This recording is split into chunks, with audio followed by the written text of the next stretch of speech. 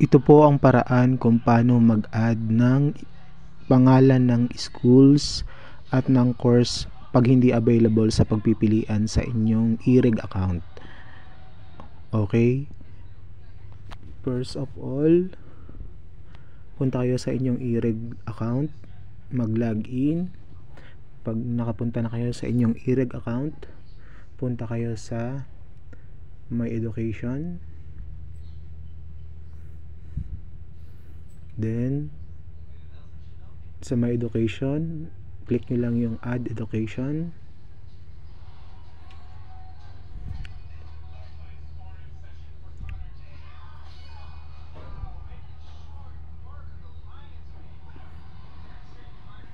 Yan. Then, sa category, piliin lang kayo kung anong i-add nyo. Halimbawa ay high school level. Ayan, click nyo lang yan. Then, academic year, may graduate ka last year, 2024. Then, halimbawa, sa school, hindi available yung pangalan ng school nyo. Hanapin nyo lang yung do not use. So, nasa letter D. Do not use. Ayun. Pagkahanap nyo sa do not use, may lalabas yung others. Doon, i-type nyo lang ang kung anong pangalan ng schools nyo, ng school nyo. Halimbawa ay Lucena High School. Yan. Tapos sa course naman,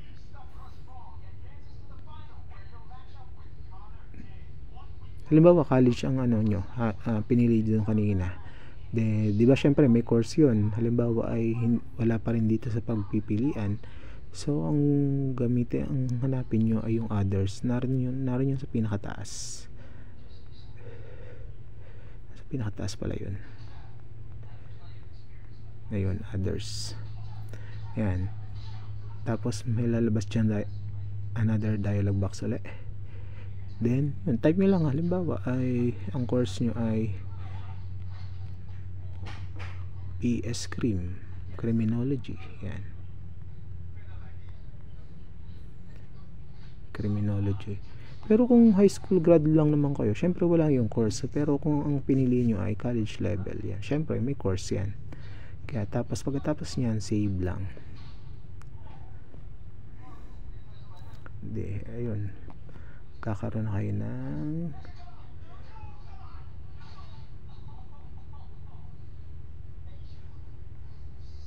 ayan. Hindi pala appear kung high school grad lang. Syempre pag college level lang sa appear yung course. Okay? Ganun lang guys.